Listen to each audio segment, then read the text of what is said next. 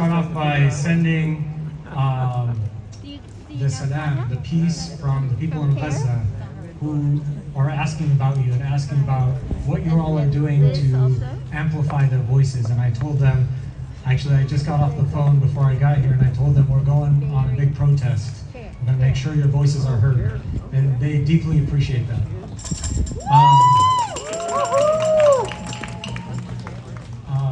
I myself, my grandparents were forcibly displaced from a village called Al-Lid in 1948 and took refuge in the small country of Kuwait where I was born. And I myself experienced war at a young age and came here as a war refugee in 1990 during the Persian Gulf War. And I saw firsthand 2 months of my childhood was spent under experiencing missile strikes all around me. And a couple months ago, I experienced for the first time genocide in front of me in real life. And it's hard to describe. I didn't know what to expect going to Gaza. And I gotta say, it's really a privilege for me to be able to go and serve our brothers and sisters in Gaza. It's not something that I did that was above and beyond, because I've been given privileges that haven't been given to other people. And when you enter Gaza, I've described this multiple times, it's really like an apocalyptic horror movie. You enter and automatically you hear this annoying buzz above your head of reconnaissance planes and drones that's never ending. You hear missile strikes all around you and the ground shakes and you're shaken at the core. And you're kind of trying to figure out where the next strike will be. You see children scavenging through trash trying to find food. You go through hundreds of thousands, streets filled with hundreds of thousands of people staying in tents trying to survive till the next day. People with torn up clothes, but always with a smile on their face. And that's one thing I always saw, people smiling at each other. As I entered our field hospital that we opened in the north of Rafah, I was bewildered as to how I would be able to do my job as an emergency physician. I trained on the south side of Chicago, and so penetrating trauma wasn't something foreign to me. But this is magnitudes worse in terms of the severity of injuries that I was seeing and the demographic of the population that I was seeing. Day in and day out, I would get these mule-drawn carriages coming in to our field hospital, carrying just loads of bodies. And I had to go through the stack of bodies and determine if there was anyone with any life left. And I remember distinctly the first mule-drawn carriage that came, and I remember the first body I took off. The carriage was half a skull with a spine, torso, and intestines. Couldn't make out anything. Having to put them in body bags and prepare them for burial. I remember children coming in, killed by drone attacks. Mothers screaming, crying over their dead children's bodies, and not knowing how it can console them. I remember children coming in, shot while they're asleep. I had a 13-year-old boy sleeping in his tent, shot in his shoulder and chest. An 8-year-old girl, Rima, playing outside her tent, shot in the abdomen. And many others. And the longer you stay there and you care for the people, the more you realize it's not indiscriminate bombing that you're seeing. It's very deliberate. These are quadcopters with high definition cameras with precision guided missiles and bullets. And it was very disheartening. It was very disheartening because not only as an emergency physician do you never expect to ever see these kinds of things, but also it really showed me the state of our humanity everywhere across the globe.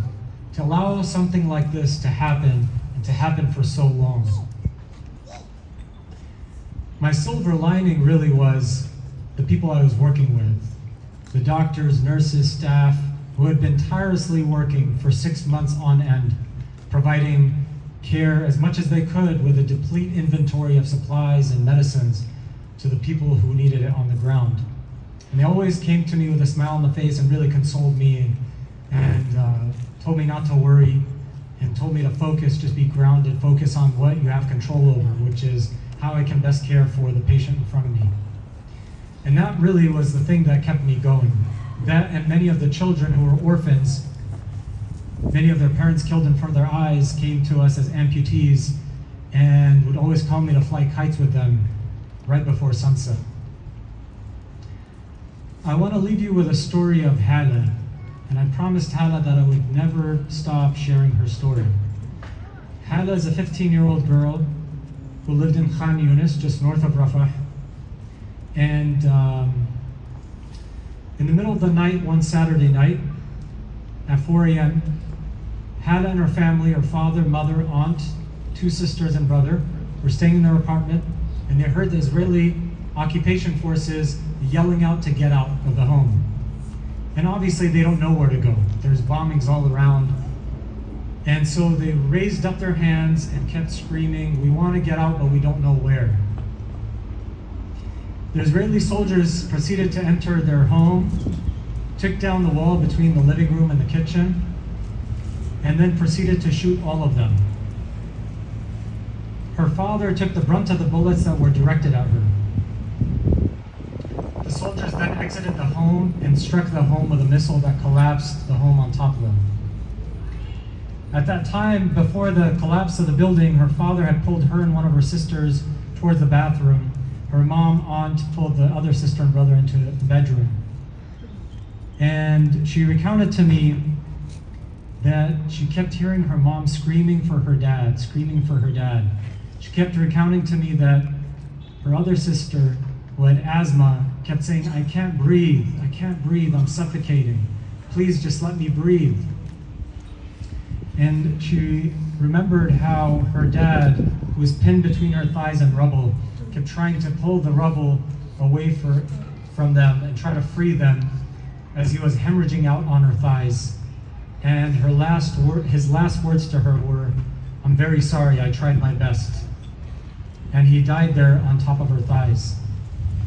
The next day, she stopped hearing her mom screaming as she took her last breath. Hannah spent 3 days under the rubble, terrified of whether or not she would be able to get out. She told me the nights were the worst because I could hear them shooting above the rubble, and I could hear them laughing. When the Israeli soldiers pulled her out of the rubble, and she was incontinent of urine and feces, and she said they kept laughing at me. I didn't know why they kept laughing at me. She came out bruised in the face, legs, barely could walk. But she had enough strength to share that story, to remember how her parents were killed in front of her eyes. And I promised her I would always share her story. A lot of people ask, what can we do here? We feel helpless. And I think one thing we fail to realize is our power here. We're very powerful. And we've been taught that we don't have power. Our voices are very powerful. Our presence here is very powerful. And this is not something people across the world enjoy. This is a privilege that's given to us, and we fail to exercise that privilege to the max, holding our elected officials accountable. They're there, they don't have a right to be in those offices. They have a responsibility to uphold our American values, human values, to do what's right.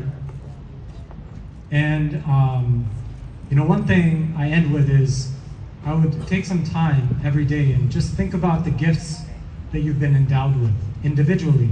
Think about how you can maximize your ability to improve the world around you and to be the voice for those who are silenced. And I thank you all again on behalf of our brothers and sisters in Gaza for being here and not forgetting them.